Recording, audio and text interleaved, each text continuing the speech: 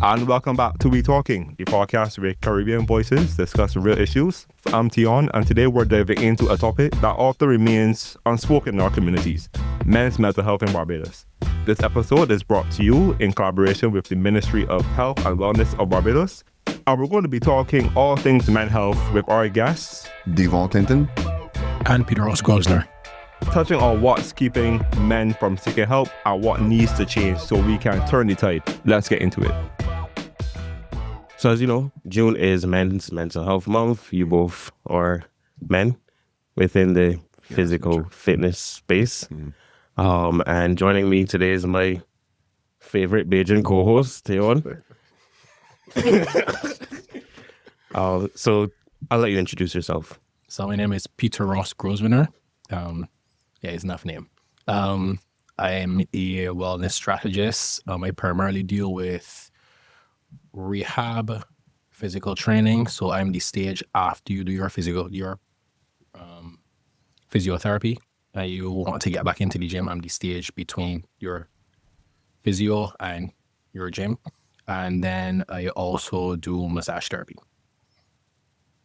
Deevon? I'm a personal trainer and instructor. So basically what I do is, my whole thing is to bring people from one level to the next, guide them on their journey to self-evolution, right? Be their better self, be their best self. In instruction, it also follows that path, but I gently nudge them towards it within that particular time frame. And that's basically it. And in your work, would you say NCDs come up a lot? And generally, what would you describe as an NCD? Okay. Quite often, NCDs do come up. NCDs, let's break it down to non-communicable disease. Those things really and truly affect vital aspects of our lives. But an NCD basically would be anything that would affect the vital aspects of someone's life. So things like circulation, circulatory systems, your energy systems, your entire body. How we tend to detect certain things that might make someone more susceptible to developing an NCD is through something called a biometric test. We do scan with the body fat percentages, muscular percentages, but we really do look and pay attention to the visceral fat count. Visceral fat would be the fat surrounding your internal organs, okay? Good. So we usually try to stay within a range of 5 to 9. That's a really favorable reading, right? Anything above that, let's say all up into 11s, into closer to 20, that increases the risk of developing an NCD, right? I'm going to hand it over to Peter Ross now. So, along with checking those, you also look at your lifestyle. So things like what your body is exposed to in relation to stress could increase the likelihood of you getting and developing an NCD. Things like diabetes, hypertension. Hypertension is a big one, especially for persons in high stress jobs. I find, so give an example, I did a stress management session at a corporate institution. Let's call it that, a corporate institution. So I did the session on stress management, then I did massages afterwards. So I let everyone fill out the consultation form, and I went through the form with them. This was upper level management in this company. Everybody had a stress related illness. Who didn't have blood clots, had hypertension, sciatica, both hypertension and diabetes. And people were on some heavy medication. There were 1 or 2 persons that, because of what they had, it is a risk for them alone to get a massage. So things like blood clots, you could dislodge a blood clot doing massage, and it travels. And so that showed me that we normalize stress. And remember, we were having this conversation yesterday where persons are so tense that their reflexes don't work anymore. So the reflex test you would do in the doctor's office, your body does not react to it because your muscles are already tense. So your muscles can't fire if they're already firing. And I find it is high with men, and I see it as the fact that we don't communicate about stress, and we normalize the fact that we should be stressed as men.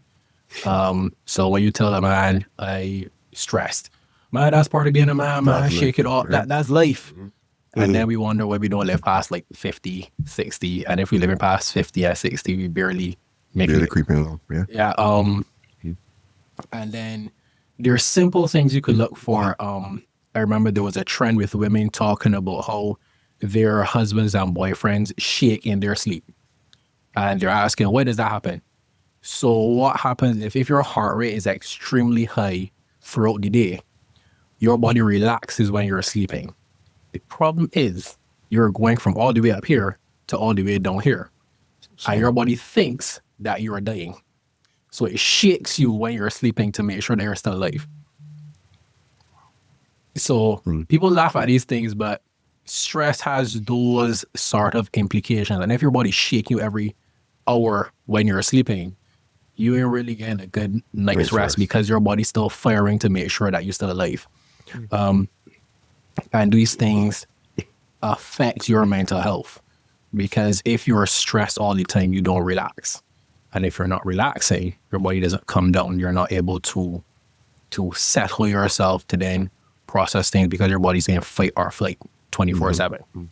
So sorry for the That's fine. As usual with our guests, looking at my notes. But you mentioned something that I think that I kind of want you to expand on. You mentioned that, stress is associated with being a man. In what way is this associated? Is it because, males are supposed to be seen as providers, they're maybe carrying financial, family, or societal burdens? But in what way how is it connected, and how do you think it should be disconnected? Okay. Let me start from young. So I find that I'm not sure if it is, let me go off of where we're from, the Caribbean, and we black. I think all we black, right? Cool. So somebody might identify as white. So all of us are black. And I'm finding that black fathers do not teach their sons and younger boys how to process their emotions. So case in point, I was hanging out with a friend of mine, and she was doing something with her daughter, and the son got upset and started crying. And I talking about like weeping and wailing and gnashing the teeth. It was like so going on. And he's saying, "Mommy doing this thing with her." And I told him, okay, relax. First thing, breathe. Okay, talk me through what's going on. She doing XYZ, and I went, say, okay, there was a situation where she did something with you and not her, right? Yes. Did you see your sister acting up? No. It's okay for your mother to do something with her. Relax, breathe. And I realized then we don't create spaces for young boys to process their feelings and their emotions and understand what they're feeling and what they're thinking, because the thoughts and the feelings happening so fast, he just reacting. They think as the older boys, older men, our job is to kind of be that space, that solid person in the situation, to be like, okay, breathe, relax yourself, process how you're feeling, process how you're thinking. And then as he gets older, he's going to be able to do that for himself, and then in turn do that for a younger person and create the cycle. And then so that is where we start young. So we don't create spaces or teach them the techniques to process their feelings or the emotions. Then as they get older, we also, not saying this is everyone, but generally men are valued based off of what they could provide or what they can do. So the job that you have, how you look, how much weight you can lift, what you bring into the table, looks, everything like that. And I'm finding, because of social media, and you have people flashing what they have on social media, a lot of men are measuring up themselves to what they're seeing on social media, which most of the time isn't real. So you're thinking, I must do this, I must do that to be seen as a man. And then when you're not hitting these things to be seen as a man, you then get upset, you then get depressed. You have men that believe this wasn't making a certain amount of money by 25. Fam, why you thinking you're supposed to be equaling a man at 50 at 25? At 25, relax yourself. So I think it's unrealistic expectations. And then society on a whole creates this thing that a man, you should be doing this, you should be doing that, you should be doing this, you should be doing that. So you're hearing everybody else telling you what you're supposed to be doing. And then internally, sometimes you're thinking, okay, this is what I would like to do. This is what I want to do. But society is telling you one thing and you're pulling towards what society is telling you. And you're denying yourself of being yourself to being what society is telling you to do. So you're denying your innate nature. Yes, thank you. Yeah. Your innate nature. Your innate nature to become something that you're not. So you could hear a boy that wants to grow up to be a dancer. My father can tell you, what do you mean men don't dance? Crazy. Be something else. Go and lay blocks or be a bank manager. Or police. Or police. Or a soldier, be something more masculine. And immediately that is wrong because what by definition is more masculine. Yeah. So those are like two of the things that I realize that primarily contribute to men having those issues. I like what has been said so far. A lot of it stays and sticks true, especially to me in terms of my experiences. Got peers who would have been really going through it from a young age, to myself as well. You know, one of the things I always treasured was the fact that I had solid male figures in my life. Okay. You gotta know who to pick and choose from, though. Yes. You got on your roles, and then you know, different things. What I took from Ross is the fact that there's always going to be pressure. Like, that's the thing. There's always pressure. It's always occurring at many different stages of our lives, especially coming from boys to men, right? I remember as a youngster, you know, there was the pressure. There was the pressure, especially the adolescent stage, right? You're going to get out by a certain time. You're going to get out by a certain age. What I mean by getting out is losing your virginity, right? I pushed a good set of my peers down the wrong path, where it was total objectification of women. You know what I'm saying? Like, it was not a situation where they were truly intimate with a woman before. And you see, therapy, that's another thing that we don't really like to talk about. That's a bad word. That's a bad word. Like, as men, right? Just the other day, a relative of mine gave me a call. He's in his 70s. He was like, what's the name of your therapist? And they was shocked. It was like, this is the generation that was the Morton generation. Absolutely no therapy. We got things to do, money gonna make this and that. Feelings with that generation. Feelings were thrown in a box and kicked outside, right? Being able to emotionally process things. Now we're dealing with that. Put that aside. We got things to do. So now it's a situation where, and I love the approach that you took with the youngster. Like, breathe, just take time to process it. Allow him to compartmentalize where these things actually go in a logical sense, right? You know, it's always been said that men tend to be more logical than women. Yeah. I don't agree with that, right? This is what I would have observed over my short time here on Earth so far, right? They say men aren't emotional. I don't agree with that either. We are really good at expressing certain emotions. You see anger? Hey, that's a thing, right? There are certain emotions we are very good at expressing, but the problem is with the expression has to come the management of it, right? And that is where, because oftentimes in the management of it, we often, you often turn over to things like alcohol use, drug use, and then that in itself, and these are drastic situations, but things like when we look at diabetes and early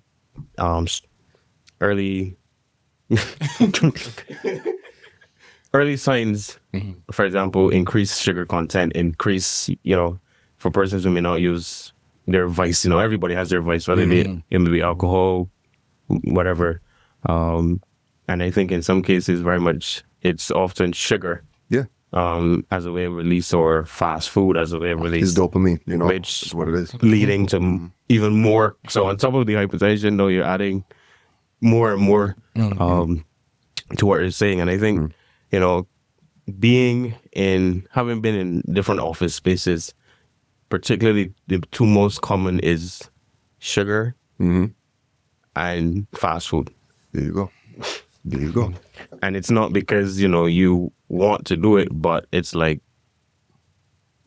various environments require you to do different things, and certain people, everybody has their own stress levels, and that's a quick relief for some persons. And doing that on a consistent basis leads to serious issues. For sure. I think there's an issue that I think, as man, we didn't touch on yet, but I can kick the ball. I can pass the ball to Ross. I really kick the ball out. I can pass the ball to Ross. This is what's happening, right? You sit down as a personal trainer, somebody in wellness strategist, whatever the case may be, and you have a real conversation with your clients, right? I've been privy to particular conversations where, listen, I can no longer please my significant other because of such and such, right? It's a real thing. This is a real thing happening out there. Erectile dysfunction is a very shambolic situation for, if not all, most men. You understand? It goes back to how you identify in terms of your, you know, what's the role of a man. One of them is to really be able to rise to the occasion. You get what I'm saying? When my grandfather was on his last couple months, he used to tell me some stories and stuff. We still laugh and all that. He said, boy, you time there, boy. So you mean? All it's doing is flopping dust, nobody. I'm ready to go. You understand? That's what it was. Okay. That's what he tied back in his significance or his importance to the world with that. And there are a lot of us who do that, right? So as coaches, personal trainers, wellness strategists, you got to find ways in which we can help them cope with those situations. And the best way is through exercise and stress management, right? And that's like you dig up this stuff as you want to pass it to me. And that's what they can pass it to you. You wrong for that. And give you a story because we trying to keep anonymity, so I trying to be anonymous with all my stories. There you go. So I know a person that was extreme stress, ended up in a management job. You know that age where the career taking off, you getting on the track to being a top level management by 30, and the pressure start going up because Mas had a young family, 2 small children, and I think, and hypertension happened. And the medication that he was on, one of the side effects was erectile dysfunction. And because what happens is that we get a short sex ed lesson. The blood pumping is what causes the erection. Circulation, So the problem with pressure is you want to keep the blood pressure down. So you're trying to minimize the blockages. So when you lowering the blood pressure, You're lowering. the pressure going down there can be low as well. The thing with hypertension, they put you on uppers, they put you on downers, and depending on where you are in that hypertension journey, you could be experiencing things like vertigo, lack of sleep, and the worst thing for a man to experience is not being able to control his body. So where you're taking medications that when you get up in the morning for the first 10 to 15 years of your life, you wake up in the morning, the erection there. I know you're waking up and nothing in there. You ask yourself what's going on. You wake up in the morning and you feel like the whole world's spinning. You're not able to control your walking, anything like that, because you have no control over your body. That is meant to take a real big hit when it comes to that. Even as personal trainers, you will find men that had their glory days when they were in secondary school, university, you're running track, you're breaking records, and then life take over, you go in the gym now, and the weight that you used to trouble when you were younger, Pressure. you struggling to lift it up, you walking up the stairs and huffing and puffing, And I think that's one of the big things when it comes to men and personal training and just training on a whole, because the pride of having to start, not even at 0, starting at -10. Yeah, negative Because is zero. where you started at and where you started at, no. You got to start them on the bar, and you got to put them on the treadmill to make sure you can work on the cardiovascular system, and you can't get them deadlifts to do because the back gonna be in shambles the next couple of days. Like, those are hits that I find a lot of men take, and that going back to what Deevon said, I don't say that men are emotionless. I believe that men feel a lot of emotions. It's just many of them don't know how to name them. So a lot of times they think every negative emotion they feel is rage or anger. Okay. And someday it could be sadness. Like, men could be sad, you know. Most like of the time. when my grandmother passed, I was in shambles for like a while. Like, I never saw myself like that. I was at the gravesite on the floor in the dirt. And men have to understand not every negative emotion is anger. Not every negative emotion needs to be expressed with rage. And if you need to hit something, do not hit a person. Find a punching bag, find some weights, go for a run, go and take a sea bath. I don't know if I was taking the sea bath because true. It may turn into something else. I will give you a story. So I do powerlifting, and this will tie into stress. On the way to leading up to the meet, I did a massage special. So I was doing 6-7 massages a day, and I was in prep. I was in the peak part. So that's where you're putting your body under the max amount of stress. So I was massaging people from 8 in the morning till like 6, and then leaving, going to eat something quick, and then going to the gym and leaving the gym at like 12. And my body was taking a hit. And I was saying to myself, okay, when I get to Trinidad, I can have like 2 or 3 days that I can have as downtime. I didn't have 2 or 3 days as downtime because my flight was delayed. So with your central nervous system, everything you do acts as stress, and it holds it in until you're able to relax. So it was like building up this stress over time. Then when I got there, I realized that I was a couple kilograms overweight, which means I have to cut my eating and cut water and all that sort of stuff, which is more stress on the body. When I got to the meet, my body would not fire. I mean, as in weights that were easy to me felt like ridiculous amounts of weight. And after that, I get outside and cry. My girlfriend came to me, she was like, babes, what's going on? I was gone. I was here, but not here. I was not responding to anybody, anything like that. And this is why I think what will cure the issue with men's mental health is other men that are understanding. My boy Chris, shout out to Chris Wally. Wally come, and Wally had the most amazing, like, Wally, everything was moving. The man come next to me, man celebrate your coach, come and sit next to me, put your arm on my shoulder, and just sit down. And he just sit down. And I cried. Man just sit down next to me. I think that sometimes you just need somebody to hold that space next to you and be that solid person, so you don't have to be that solid person. And not like, women like talking, because I find that's how women process things. I find, well, generally, let me say generally, not all women, but I find generally women process through talking. I find men don't always talk because we have so much stuff going on in our head. Sometimes you just need a safe space to just be and just release everything. And yeah, he said, I cry for like a good while.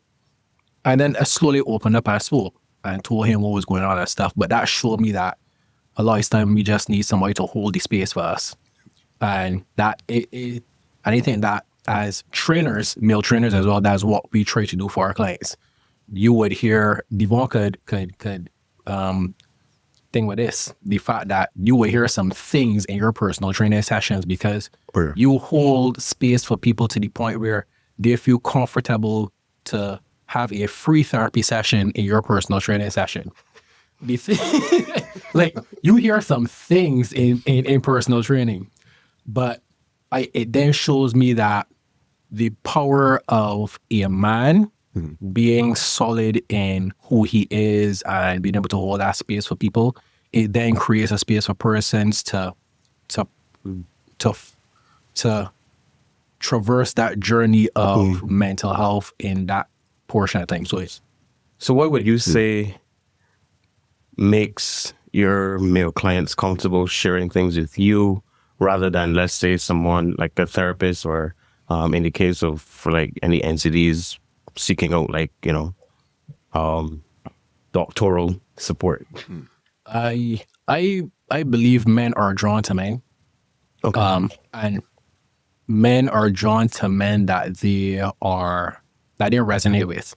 Let me actually, because we use the word a lot, so let me kind of explain it for persons. So resonance in music is, say you have two guitars, one on this side of the room and down in that side of the room, and they pull the A string with this guitar. Once they're both tuned to the same frequency, the A string on that guitar is going to vibrate.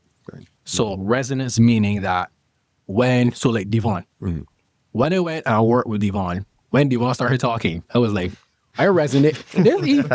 He kind of crazy, but like I resonate with a lot of what he's speaking of because and we went to the same secondary school, but we were not at school.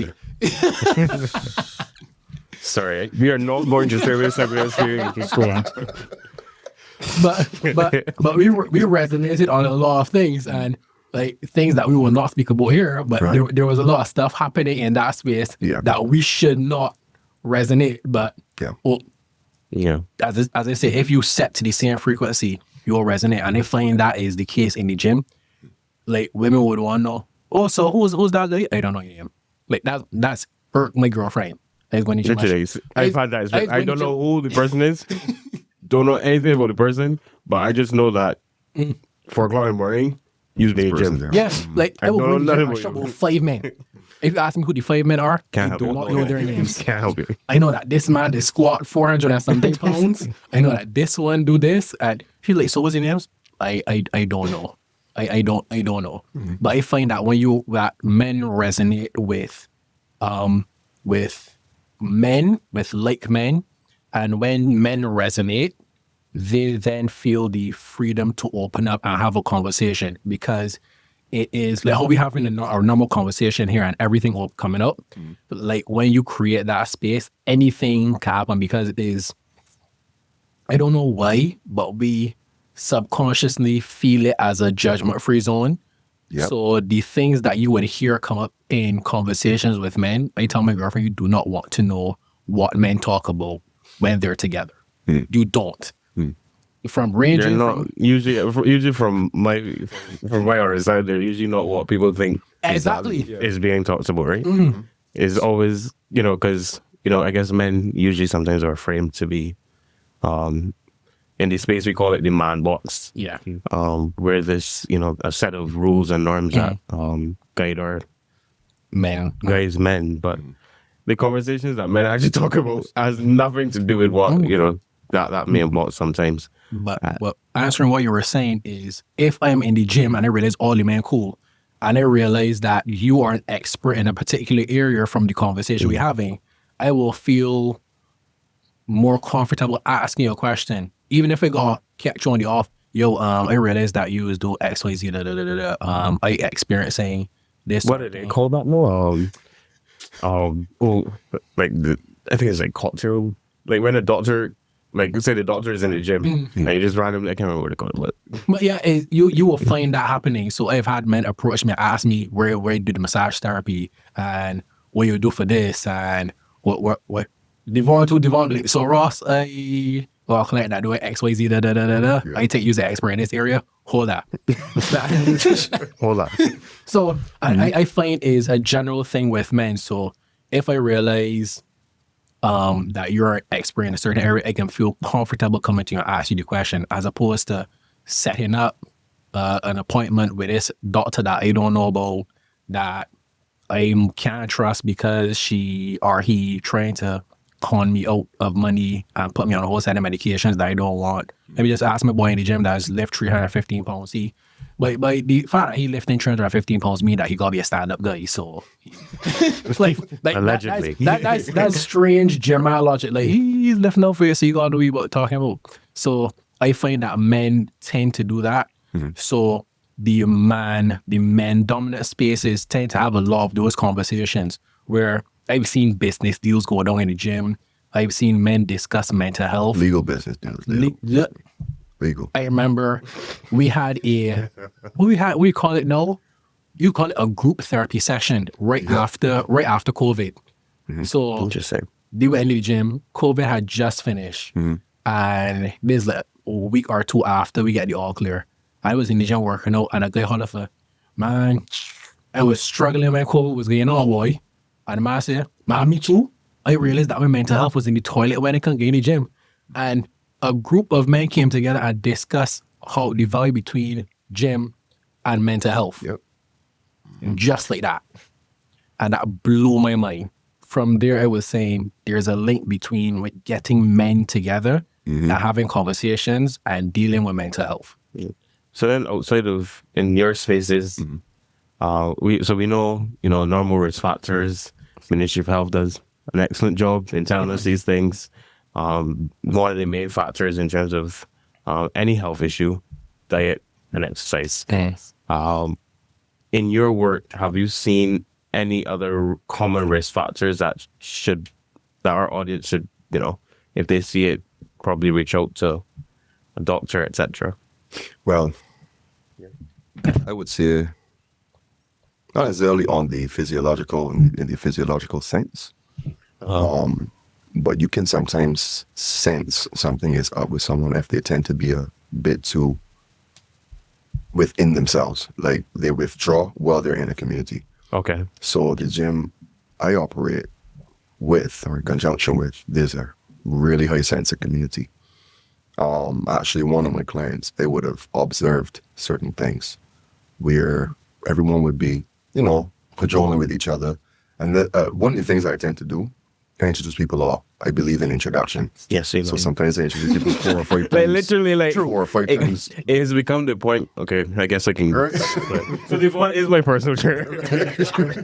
And sometimes people will be like, "Yeah, they might be like, Ranako, this body, this might be like, yeah, we met him."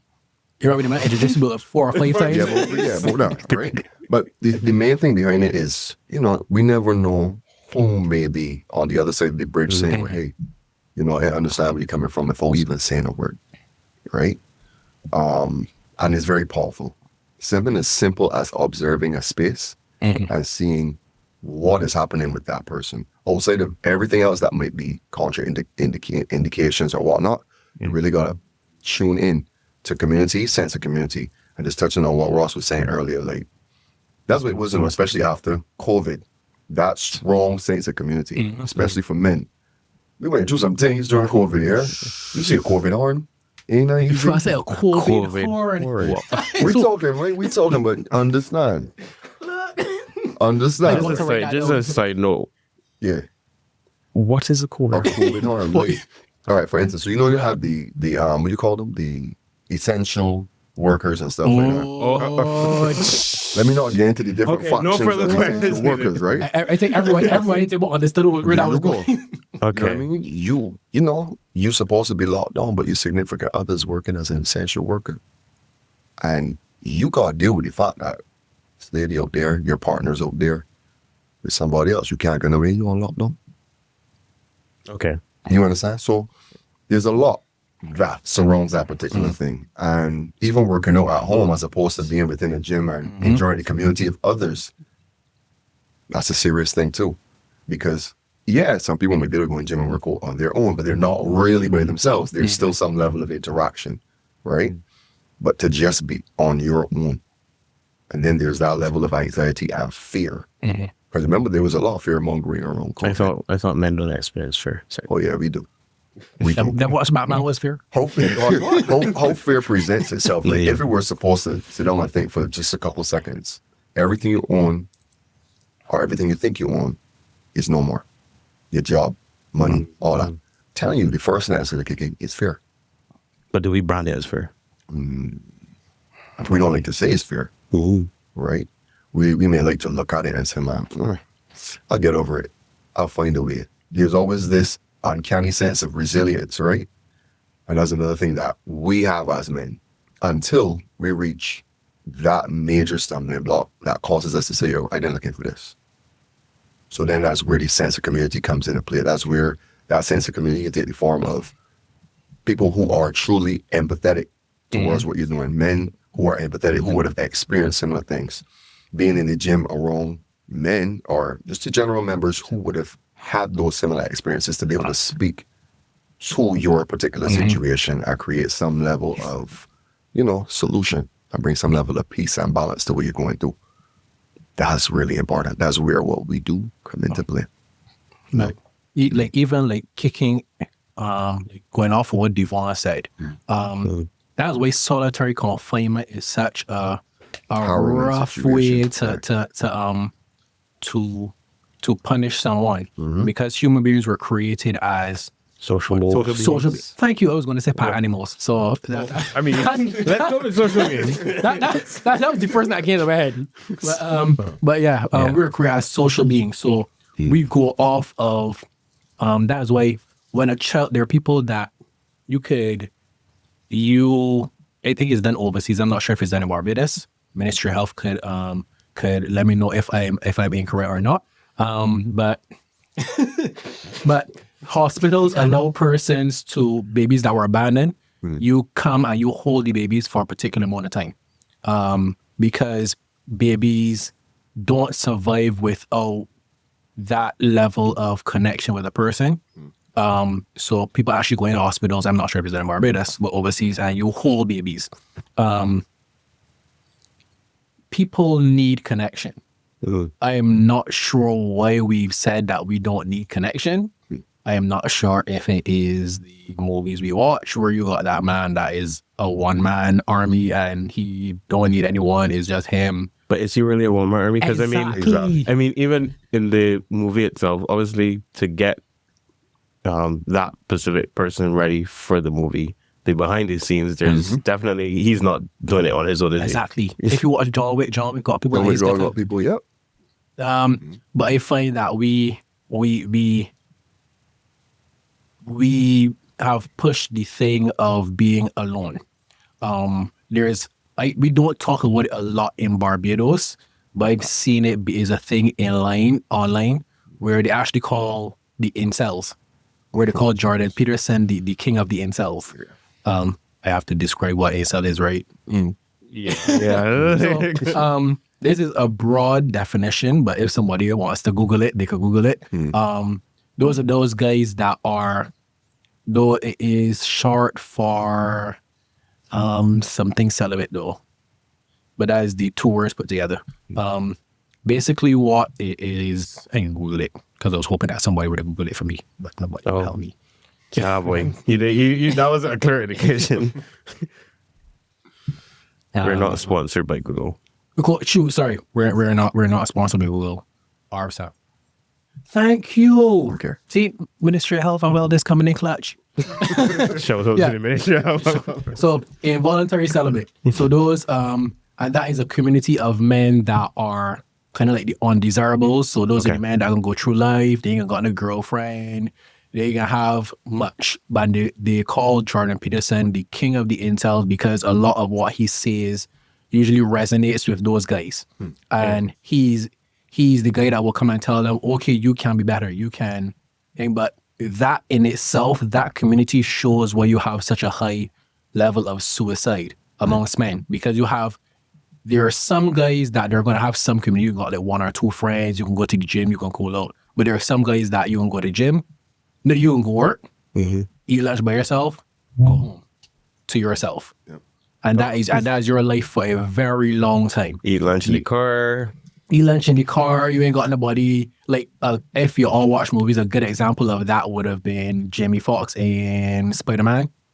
The black guy with the comb over that turned into afro. He's like a good example of that. And because they don't have the socialization, they are very socially awkward. So they don't know how to relate to people. So when they try to talk to people, it comes out kind of weird. And those are the guys that I believe need the higher a good amount of help because there are no spaces created for them. So we would say that we were cool out, but a lot of us say we don't have friends, but we know that if something happened and got one or two people that one person, they got a friend that we cool, but because he busy and I busy, we message each other like every 5 days. So, but At least you are not like some people in the room that respond sometimes 7 to 14 business days. I don't know I know who that is. I don't know who it is either. I don't know who it is either, you know? that feels like a very big, very broad brush. That could be anybody. Anybody. But you know what's interesting though? Like with men, that's how it goes. Like sometimes all right, if we don't see each other in a year, that's a little bit of a drag. But let me say like a month. Like, yo, what's going on? It's always going to be a catch-up conversation. Yo, everything good with you? Like really close friends become family. That kind of like, so even if you don't see each other for a long time, we know whenever we see each other, it's always a connection. Yo, are you good? There's a difference between somebody saying, what's going on, as opposed to saying, how are you doing? I'm really holding you accountable to giving the answer. Yeah, because I mean, you know, there's a report that I have here that says the rise in suicide risk and attempt cases in this is a Barbados report, in 2023 is a concerning trend, suggesting that mental health challenges remain critical, especially among males. And even going back to what you were saying in terms of when somebody asks you, how are you doing? You know, in primary school, we were taught, when somebody asks, how are you doing? I am fine, thank you. And how are you? Right? So usually we have that when people ask, how are we doing? It's usually something very cryptic or something that we just recite because, you know, and I've had a case where at work, where persons were genuinely asking how I was doing, and my literal response was, I'm okay. I'm good. They knew that was very much a general response, but they just left it to me. And then they waited until I knocked their office doors. And then, so right to talk now. With all that being said, I know you mentioned I know you mentioned the safe spaces, men having safe spaces. What are some strategies that can actually work for men when we look at not only men's health, but men's mental health? I know you mentioned, and Ross, you did mention men's groups and safe spaces. But what are some other things that can actually work within the Barbadian context? Because I know sometimes solutions are very much broad. And, you know, Teion, we Talking Boys know, even sometimes when you generalize solutions for the Caribbean, that's not necessarily the best locally. So kind of a teaser that we have been working on for quite some time is a project that we have. I think we call it Brace to Fades, where we're looking at barbershop interventions. And we've tested it. Initially, the first test went rough. The first test went really rough. You know, it didn't turn out the way we wanted it to turn out, so we had to go back to the drawing board. And we are in preparation phase to do another test. But we know that can work in Barbados, but we know that cannot work in Trinidad. Right. And because we've done our work there, we've had the conversations there. So what are solutions that are Barbadian specific? Specifically, again, you interact with numerous men that you would propose. Movement. Mm-hmm. The human body, I know it can sound cliche coming from two trainers, Movement. but the human body, if you study it, was created to move. And living a sedentary life contributes, even if it's a small percentage, it's still a contribution to a decline in mental health. You need to move. You need to get your body, like there's these thing called the runner's high. That runners experience, there's a point in the run where you start feeling this high. And you feel it as well in weightlifting. And I'm not saying you need to go in the gym and lift the most weight, but you will feel good because you get the endorphins flowing. And that's the endorphins in the right way. Yeah. The problem is people are trying to get the endorphins from the easy way, which is scrolling on Instagram, drinking, the other vices. Driving your car at some ridiculous amount of miles per hour or kilometers per hour to get that feel-good feeling. One of the things that I hate for me, and it was crazy that I didn't think about it. My father kidnapped me from work a day. to go and help him, and just sitting down and talking with him in the car to go and do what he was doing, that helped. So connection Is that important. is an important thing. Trying to eat properly. Eating properly is not as hard as everybody makes it seem. But it still is hard. It is like anything that you're not used to doing is hard. I think that's it. Any new habit It is is a lot of discipline, to be honest. I mean, like even sticking to a decent 3 to 4 meals a day schedule, like some people can't even sit about something. So I think that takes discipline in a sense. What is it? One looking at me, anyways. But it like don't like anything worth having is going to take some effort, and you have to look at it as you are trying to shift a bad habit. Right. You have told yourself that eating unhealthily is easy, but one of the things I realize, due to the rise in cost of certain fast food places, cook food from a place and fast food from another said place is Option. usually around the It's the same same amount of price. money. Usually around the same amount of money. And something like that, trying to get in enough water, imbalances inside of your body will affect your mental health. So dehydration could affect your mental health. You could get headaches, and you think like you got headaches from stress. Your body just need a little water in your system. And it's the small things. Yeah. The small things. If you are like, I think we had that conversation yesterday about people that stay in work for like ridiculous amounts of hours and understanding, okay, I need to leave work because right. yeah, like I am at work, I'm stressed out. Let me leave. And we're in Barbados, and I have Trini friends that drag me about this. How are you in Barbados that has beautiful beaches and every place is stone's throw away from the beach. From Not the getting to the beach. beach. Imagine working in an office where you literally go outside and there's a beach. Yeah? No, you just wrong. You mean like this. Like you can walk with clothes. I'll walk from the office to the beach, get a dip, and then drive home. I don't really depend on beach though, but I will watch it. But yeah, because we have this orgasm is here in Nova. But you gotta remember that they got other Caribbean islands that the beaches, our worst beach look better than their best beach. So they got one call names because Let's not go. yeah, we know what But those small things, I know this gonna sound kind of hocus pocus, but those things come as grounding. So when you stand barefoot on the sand, it helps balance out the body. Going in the water, it helps you to ground off. And going for a sea bath, that helps. Just standing on the sea and just listening to the waves helps. Those small things could help with your mental health. People think that you gotta do this big intervention, you need to sign up for all these crazy things, and you need to small steps. Homegrown things that you have within your tools, because I know those are things that you're suggesting. I forgot that you actually also mentioned another one earlier when you spoke about when you give this scenario between the boy and his mom and his sister. So looking at homegrown education, home/school grown education that's based on mental resilience, specifically looking at boys. And I think another one that I'm going to add as well is emotional intelligence, because not everything is anger, not everything is stress or somebody, as we say, pissing you off. There are various things, but as we wrap up quickly, what it is real quickly. What do you think could be done really quickly at the policy level?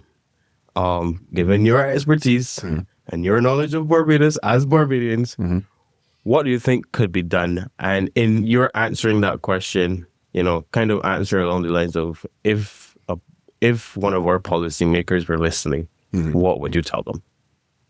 First and foremost, reintroduce physical education to the educational sector again at all levels. Don't make it mandatory. Don't make it optional. Make it mandatory. We're seeing that the younger children, let's say between the ages of 3 to 7, they're hooked up to these things, right? Handheld devices. We see what happened after COVID, right? It has gotten worse, And And see these, there are children out there who are pre-diabetic and somebody's diabetic, right? We got to be able to reintroduce that, right? In a way that speaks to not only just the physical aspect, but also the mental aspect as well, right? I remember being at Wesley Hall. We used to call it games, right? Games, literally the games. This was the easiest job at primary school. Goes in a rumble. That's what we can do, right? We can rumble. We can do everything we could. At the end of it all, we get that homework. We get home and fire it off, right? Or vitality levels, back then you run into what we call the hot sun, right? And we just going. We're recovering and coming back the next day, sharper than ever. So I find that there's a decline in that. Need to look into that for sure when it comes to the younger ones, right? That's a part of what I have to say on that, Ross. Good for Ross. Deevon, I mean, that's a boy. And it is because of what I've seen. My mother's a teacher. My brother's a teacher, and I've seen the decline in children's ability or inability to do basic stuff that we could do. So hand-eye coordination is horrible in younger children. No, and let me not say that. I've seen that because I did go to the Earlston graduation, and they said that they are trying to implement things to help with the physical aspect with children, like the as you were saying with physical education.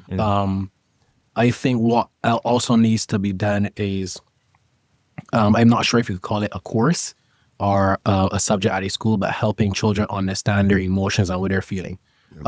Because I do see they do it with toddlers and let them know the different emotions and things, but actually helping children to process through that is a big one. And in turn, the teachers, because I find the teachers, if the teacher is frustrated and angry and they're going to take out on the students are then going to emulate that because they're with that person. That's their example for the next 6-7 hours for how many ever years that they are with the person.